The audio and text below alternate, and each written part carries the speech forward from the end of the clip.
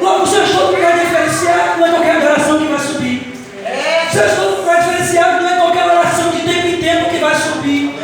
Se eu estou no lugar diferenciado, não é qualquer clamorzinho que vai subir. É um lugar de entrega. É um lugar que Deus abre essas portas para que seja diferente, para fazer a diferença.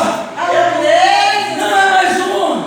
Não pode ser mais um. Deus está levantando remanescentes nessa geração. Então é aquele lugar que pode ser verdadeiramente refúgio do seu povo. O lugar que verdadeiramente o povo possa ver um apetite, ser cheio de vícios, cheio de mazelas, verdadeiramente sair liberto. O lugar onde o coxo entra e verdadeiramente não se levanta. Deus ele precisa trazer de volta, Deus quer trazer de volta esses lugares nessa geração. Mas é um preço a ser pago. É um lugar que oferece esses sacrifícios. E o sacrifício que Deus quer que nós, muitas vezes, um tempo maior de nós. Um tempo maior para estarmos aqui entregando só para Ele. Para clamar, para chamar a existência aquilo que não existe. Para nos entregar para Ele.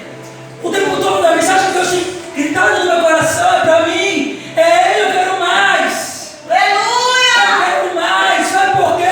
Porque eu quero fazer mais. Eu quero fazer mais. Eu preciso receber mais adoração. Você tem que dar mais. Louvado seja Deus. Aqui não é só um templo, irmãos. Ele vazio não passa de um templo. Porque a palavra de Deus vai dizer que Deus não habita em templo feito pela mão. Tudo muito lindo, mas ele vai ser só um templo. Mas se tiver dois ou mais, é o teu nome, é o lugar da habitação de Deus. É o lugar onde a glória de Deus vai se derramar. É o lugar onde o poder de Deus vai se manifestar. Entenda isso. Aleluia. Nós lemos aqui essa passagem aonde Salomão ele constrói um templo para o Senhor. Vou botar um pouquinho de nada na história de Davi, só fazer um resumo porque vocês conhecem a história, porque tudo começou com Davi. Esse templo Salomão edificou, mas o desejo nasceu no coração de Davi.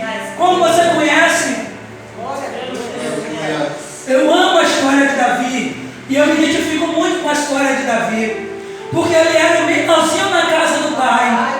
A Bíblia vai dizer quando Davi manda, quando Deus ele manda Samuel e na casa de Jessé ungir um dos seus filhos rei. Deus ele não falou que era Davi, simplesmente deu a ordem de vá e unja os filhos de Jessé para rei. E a Bíblia fala que quando os irmãos de Davi, o pai de Davi começou a apresentar os irmãos, primeiro foi Eliabe, desse nome? Eliabe o nome. E Samuel olha assim na minha tradução, diz assim, ó, com certeza é esse. Está escrito assim na minha tradução. Conjecturando, agora não tem na Bíblia, quem sabe Samuel olha assim, olha, ele tem cara de rei. Ele se veste como rei. Ele tem porte de rei. Aí ele fala, com certeza é essa escolha de Deus, diz assim, ó, ei, ele pode até ter cara, pode até ter porte, pode até ter veste, mas eu conheço o coração, esse eu rejeitei. E olha assim para Davi, quem sabe, depois de para todos os irmãos, é esse, não é esse, não é esse, todos chegar, todos os prováveis. Porque alguns deles, 3 deles, já serviu o exército, que era Eliabe, Abinadab e Simeia, já serviu o exército. Na hora de Romano estava pronto para ser rei, porque rei participava de guerra. E Samuel olha assim, acabaram com os seus filhos? Dá para conjecturar, já está dizendo assim, ó, não é possível. Não creio nisso não. Tem uns irmãos, mas ele é um pastorzinho que fica por trás da malhada. Ele é miudinho, é o mais franzino de todos. Ele é ali, ninguém dá nada por ele mesmo. Não chama ele. Não vamos sentar na mesa enquanto ele não chegar. Não vamos sentar na mesa enquanto ele não chegar, porque Deus já prepara a mesa. E aí quando Davi chega, eu creio eu que Samuel olhou assim, ó, não é possível, Deus. Esse daí não tem nem cara de rei.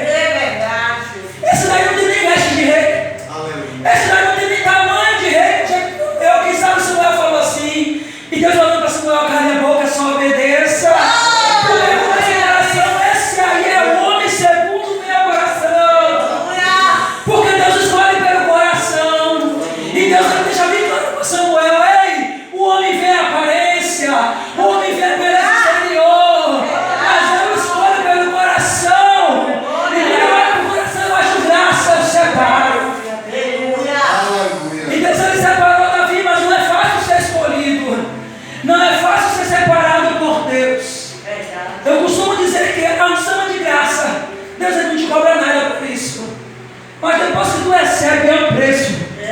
Perseguição, calúnia, palavra que se levanta, as trevas se levantam com fúria contra o escolhido de Deus. Aleluia. Mas Deus é bom. Aleluia. E Davi passou por tudo isso. Davi já começou a enfrentar, foi servir Saul, já começou, resumindo, enfrentando a oposição de Saul, até que chegar o dia que vamos resumir a história, que Saul morreu, e Davi finalmente, aleluia, ele assume como rei, aleluia, ele assume como rei e vai cumprir. Davi reina 40 anos em Israel, 7 anos em Hebron e 33 em Jerusalém. E Davi cumpre como um rei, foi bem sucedido. As batalhas que Davi ia, Deus dava a vitória porque Deus estava com ele, porque a presença, a arca de Deus ia na frente, porque naquela época não tinha a presença como nós temos hoje, que é a Bíblia de Deus. Naquela época a presença de Deus era representada pela arca da aliança. Aleluia. Toda vez que Davi fosse para a guerra, aleluia, o sacerdote tinha a arca na frente dos levitas, na frente Deus dava vitória, porque a presença de Deus foi na frente e estava com eles. A Bíblia vai dizer que Davi manda trazer a arca, aleluia, para Jerusalém. Aleluia, louvado seja Deus. E Davi olha para ela e diz assim: eu moro no palácio, mas a presença de Deus habita de tempo em tempo. A arca habita de casa em casa, não tem onde morar. Para ele, faz aquilo que Deus colocar no teu coração, porque Deus é contigo. Porque Deus colocar no teu coração, você execute, porque Deus é contigo. Louvado seja Deus. E Deus chama tanto, diz ao meu servo Davi que não é ele que vai construir a arca, o templo. Porque tem um homem de guerra, tem muito sangue na mão dele. Mas o seu filho Salomão é quem vai construir o templo. E Davi aceita de muito bom grado. E Davi aceita tudo o que Deus falou. Mas uma coisa me chama a atenção aqui, eu acho interessante. Quem vai construir o templo é? Mas agora Davi que Deus revela os detalhes. Eita glória! Salomão que vai construir, mas Deus revela para Davi. Porque Deus revela para aquele que tem intimidade. Deus revela para aquele que busca. Deus revela para aquele que se dobra o joelho. Deus revela para aquele que pega, que busca a sua face. E foi para Davi que Deus revelou. Mas uma coisa que eu acho interessante,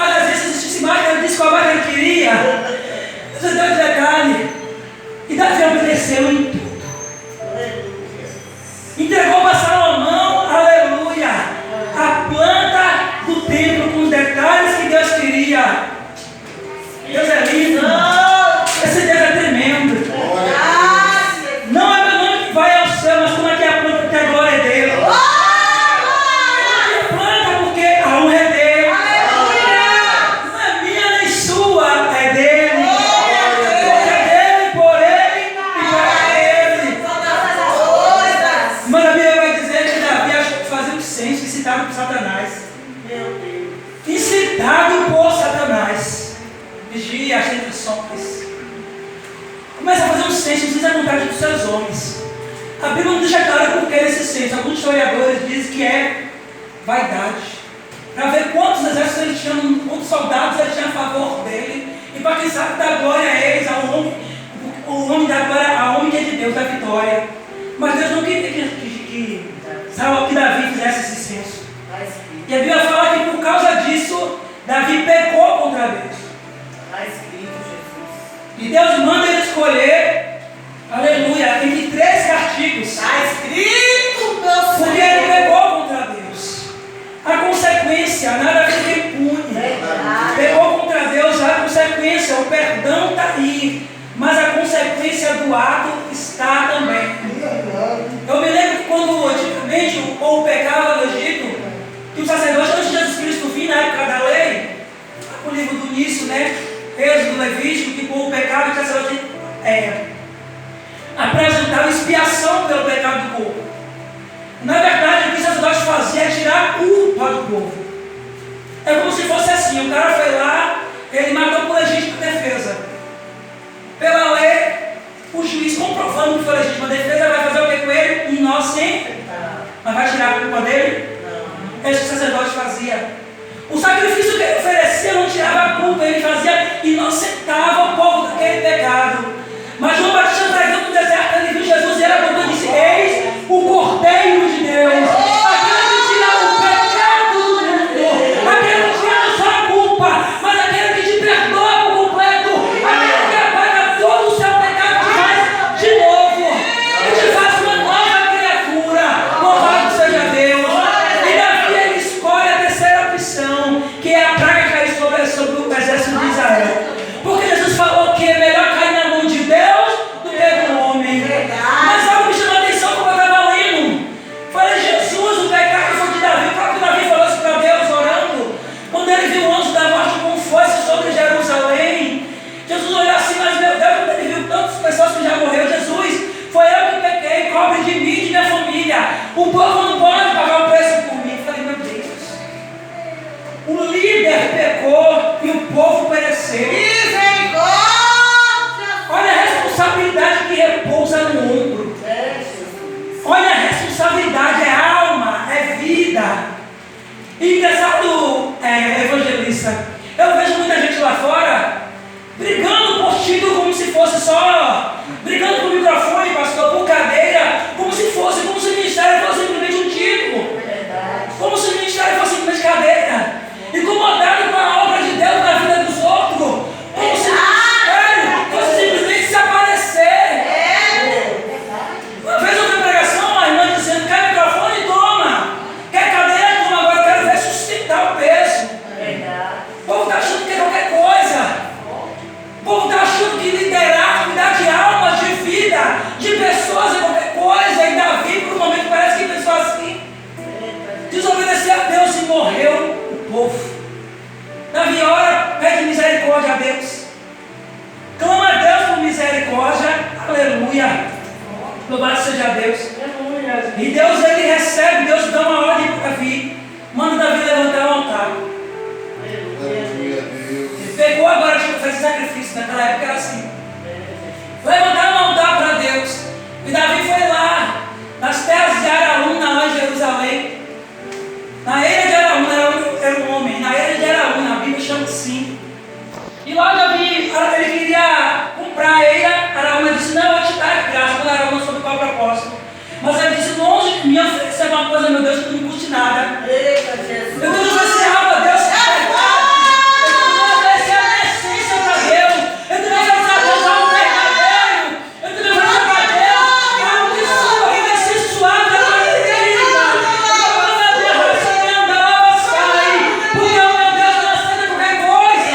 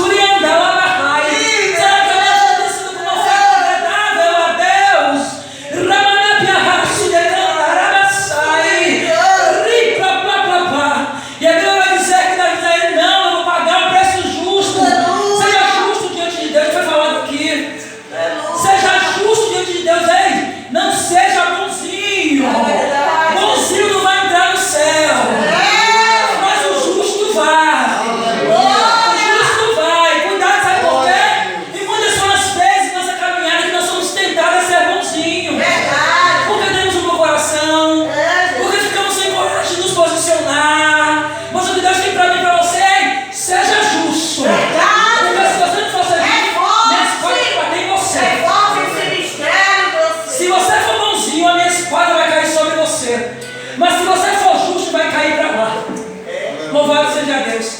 E Davi paga para aquela eira, Davi compra aquela eira e oferece sacrifício para o Senhor. E o anjo, graças a Deus, Deus tirou o anjo, Deus recebeu o sacrifício, a Bíblia fala, e ele perdoou Davi. E Davi recebeu perdão pelos seus pecados. E Davi, vendo que o anjo já tinha ido embora, Davi disse que naquele lugar, a eira de Araúna, é que será construído o templo de Deus. Aleluia. No monte de Moriá, aleluia, o monte do Senhor. Louvado seja Deus, Deus é bom. E aí Davi chama, tem uma coisa que me chamou a atenção, muito, muito, muito. E Davi chama, observe. A Bíblia vai dizer assim, ó, os deveres, a minha tradução, os deveres dos levitas, né? O dever disso, a responsabilidade dos músicos, os deveres do sacerdote, os deveres dos guardas dos portões, está aqui pelo 24, 25 de 1 Crônicas. E a Bíblia foi passando os deveres de cada um, trazendo para o dia de hoje, o dever do diaconato, o dever do ministério, o dever do missionário, o dever do evangelista, o dever do obreiro, o dever de cada um, tudo organizado. E cada um foi cumprindo o seu papel, sabendo que não estava servindo a Salomão. Cada um cumpriu o seu papel, sabendo que estava servindo a Deus, Deus só melhor, sabendo que era para Deus coisa mais linda. Cada um foi fazendo a sua parte com zelo para as coisas de Deus. Aleluia, Deus. E aí tem assim, as instruções que Salomão passou para Davi, que Davi passou para Salomão. Essa nós vamos ler, 1 Crônicas 22, a instrução. Eu vou ler o capítulo 1 Crônicas 22, o capítulo 12 diz assim, ó, presta atenção à instrução que Davi passou para Salomão. E que ao Senhor dê sabedoria e entendimento, para você obedeça a lei do Senhor, seu Deus, ao governar Israel. Aleluia. O 13. Você terá êxito se for cuidadoso em obedecer os decretos. Eu vou repetir aqui. Você terá êxito se for cuidadoso em obedecer os decretos. Os estatutos que o Senhor ordenou. Vou dar um pause aqui. Às vezes, irmãos, a gente não desobedece decreto nem estatuto. A gente está dizendo a palavra, obedece a lei. Mas às vezes, aleluia, a gente não tem coragem de se posicionar como deveria. É uma coisa que Deus fica no meu juízo também, se posicione como deva. Porque às vezes uma simples opinião, uma simples visão diferente interfere nos planos de Deus, interfere nos projetos que Deus tem. Eu me lembro que quando Salomão, quando Davi entrega a conta a Salomão, Davi fala assim, ó, Salomão, inexperiente, é muito novo. Ele fala assim, falando para o povo, né, dividir os trabalhos. Mas sabe o que Salomão faz? Salomão ele pega a planta e confia na ordem de Deus e vai praticar aquilo que Deus mandou. Aí eu estava lendo, viajando, eu pensei assim, Salomão, quem sabe pela sua, tão novo que ele era, e eu dizia assim, olha, eu vou fazer aliança com o pastor Mário porque ele vai me ajudar. Vou fazer aliança com o pastor Robson porque ele vai me ajudar. Vou fazer aliança com a gente já deve me ajudar, mas Salomão confiou naquilo que Deus falou. Aleluia. Salomão não procurou aliança com outros porque Salomão sabia que tudo que ele precisava, Deus ia mostrar o caminho. Sabe por quê? Porque muitas vezes eu tenho isso comigo, tenho cuidado, a gente padece, mas não vale a pena. Para não fazer aliança, sabe por quê? Porque eu tenho uma visão e a Janaína tem outra visão. A cada um Deus dá uma visão diferente. Aleluia. E se Deus me colocou aqui na frente, um exemplo, se fosse para ouvir a visão de Deus, eu era para colocar ela. Entende-me? Às vezes é estreito e às vezes é difícil. Porque é normal todo mundo dar opinião, é normal a gente ter opinião. Mas a visão que tem que prevalecer é a visão de quem Deus levantou. E muitas vezes ter coragem de se posicionar para isso não é fácil. Ao longo da caminhada a gente passa por cada uma. Ao longo da caminhada a gente passa por cada coisa que tem que ter coragem de se posicionar. Verdade. Muitas vezes guardou o estatuto, obedeceu a Deus, mas não guardou a aliança.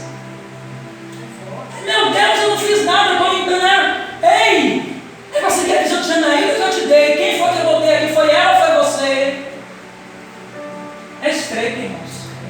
É estreito. E o 13, eu vou finalizando lendo o 13 assim, diz assim, ó. Você terá êxito se for cuidadoso de obedecer aos decretos e estatutos que o Senhor ordenou a Israel por meio de Moisés. Seja forte e corajoso. Aleluia. Não ter medo, não desanime. Vamos pular para o 16, depois do 19, para finalizar a leitura. O 16 diz assim. Pode ler, procurando aqui ainda, meu óculos de animação. Pode ler, minha irmã. De ouro e de prata e também de bronze e de ferro, que se não pode contar. Dispõe, pois, a fazer a obra e o Senhor será contigo. Aleluia. Agora comece a fazer a obra, que o Senhor esteja contigo. O 19. Agora busquem o Senhor, seu Deus. Para todos nós, igreja. De todo o seu coração, de toda a tua alma. Construa o santuário do Senhor Deus, a fim de trazer a arca da aliança, a presença. A fim de trazer a presença, aqui não é um ambiente natural. Aqui não é qualquer ambiente. Aleluia. A fim de trazer a presença. Aleluia, do Senhor, os utensílios sagrados para o templo edificado em nome do Senhor. Aleluia. Ele deu tanta instrução, Davi instruiu tanto Salomão. E eu fiquei, meu Deus, para que tanta instrução? Meu Deus, tanta, né? É para que não perder a essência. É para vigiar pela essência, porque a gente observa que ao longo dos anos, muita gente perdeu a essência. Verdade. Eu me lembro só quando eu falo disso, eu me lembro de Neemias, que o principal objetivo foi que Deus deu o Neemias para restaurar Jerusalém. Uma vez eu tive curiosidade para passar o significado bíblico para restaurar. Significa voltar ao original. Se eu coloquei tantas recomendações, é para que Salomão não abandone o original. Para que Salomão se apegue, se guarde ao original. Para que Salomão, porque enquanto tiver essência vai ter presença. Enquanto tiver essência vai ter graça. Enquanto tiver essência vai ter conversão. Vai ter libertação, vai ter salvação. Enquanto tiver essência vai ter poder de Deus. Por isso que tanta advertência. Falei, meu Deus, depois dessa aí, impossível que Salomão ele pegue a essência. Aleluia. Louvado seja Deus. O versículo 22, 19. 22, quando eu consegui dar Crônicas? 22, 19. Eu já li esse versículo. Sob a direção de Deus, da aliança. 2 Crônicas 1, capítulo 7. Aleluia. Salomão, ele pede que todos nós devemos pedir todo dia a Deus. Sabedoria. Salomão pede a Deus, vamos lá para 2 Crônicas. Salomão pede a Deus sabedoria. Aleluia, louvado seja Deus. Seja forte e corajoso, que você que a gente chega. Salomão pede a Deus sabedoria. Isso é muito importante, porque Deus ele dá a Salomão, além do que ele pediu, muito mais do que ele pediu, porque ele pediu apenas sabedoria, mas Deus dá muito mais. No capítulo 6 de 2 Crônicas, eu acho interessante porque tem assim a oração de dedicação do templo. Essa oração me chamou muita atenção, achei muito interessante, porque na inauguração, na dedicação do templo, não faltou oração. Muita oração, o que prevaleceu foi oração. Meu Deus, que coisa linda. Oração, não vou ler que é grande, mas depois você lê em casa, 2 Crônicas, capítulo 6. E observe nos detalhes da oração que Salomão fez aqui. Foi uma oração linda, foi uma oração diferente. Foi uma oração tudo voltada para o quebrantamento, para o arrependimento, para perdoar os pecados.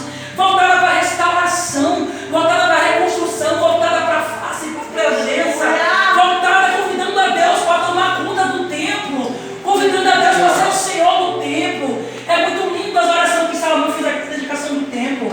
Eu vou ler só um pedacinho para vocês aqui no versículo. No 6, eu vou ler o 22, por exemplo. Se alguém pecar contra outra pessoa, se for exigido que faça um juramento, se exigido que faça um juramento de inocência diante do teu altar neste tempo, ouve dos céus entre eles, ouve dos céus entre teus servos, entre o acusador e o acusado, e castiga o culpado e declara justo e inocente. Se o povo de Israel for derrotado por seus inimigos, porque pecou contra ti, é tudo isso assim, porque fizeram contra ti. Versículo 34, se teu povo sair para longe e enviares a fim de lutar contra os seus inimigos, se orar a ti, voltando para a cidade, onde escolhesse para este tempo que construiu o teu nome, ouve dos céus a oração. É tudo assim, se teu povo fizer isso, de repente ele se voltar para ti. Se teu povo fizer isso, você se arrepender com as mãos estendidas a orar para esse tempo. Se voltar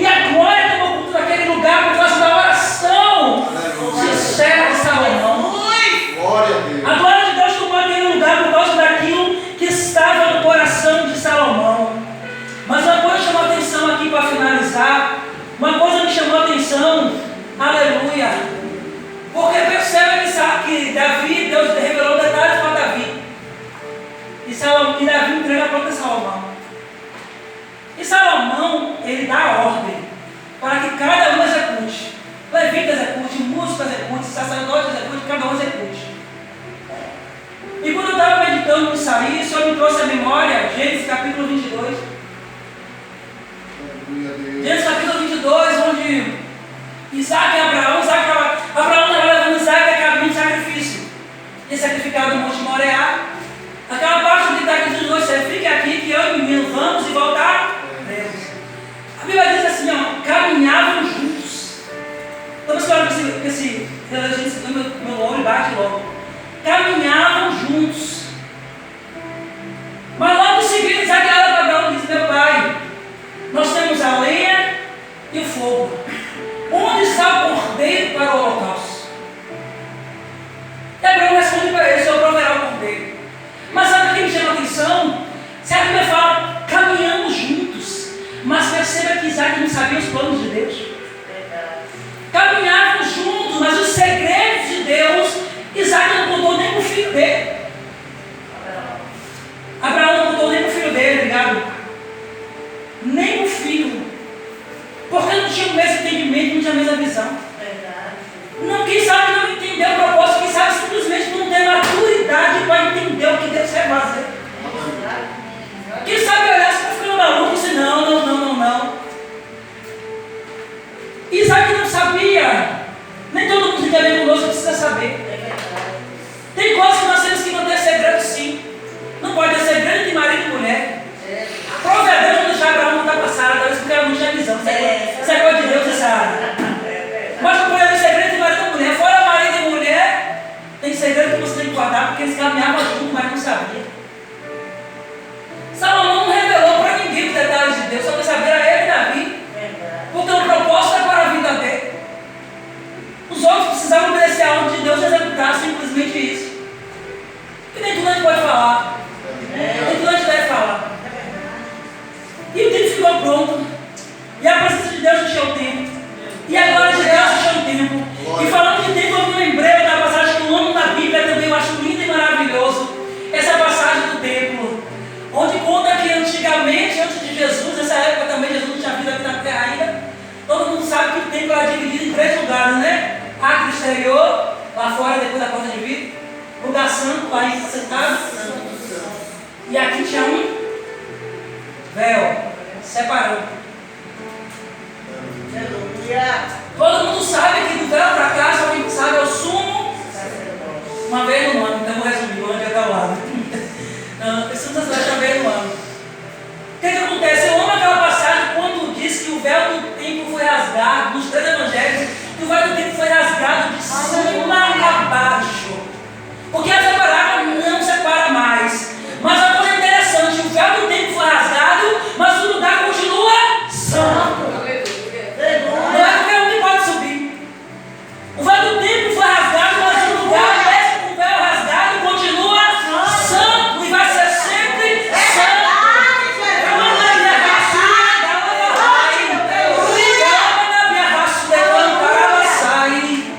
Então, se eu tiver com raiva do irmão, eu não subo aqui para botar um copo d'água. O lugar é santo. Deixa eu falar com vocês. Ei, Jesus, andai nos teus pés por todo lugar. E da prisão é santo. Só que as pessoas só veem que o véu foi rasgado e quer profanar o lugar. Algumas pessoas só lembram que o véu foi rasgado e quer subir de qualquer jeito. Assim não fosse a misericórdia de Deus. Morria aqui em cima mesmo. Porque o lugar é santo, irmãos. Está limpando a igreja? Estou com raiva de alguém, estou com sentimento. Não sobe para limpar, não, irmão. É santo, está fechado a casa, ninguém está te vendo. Mas o lugar continua sendo santo.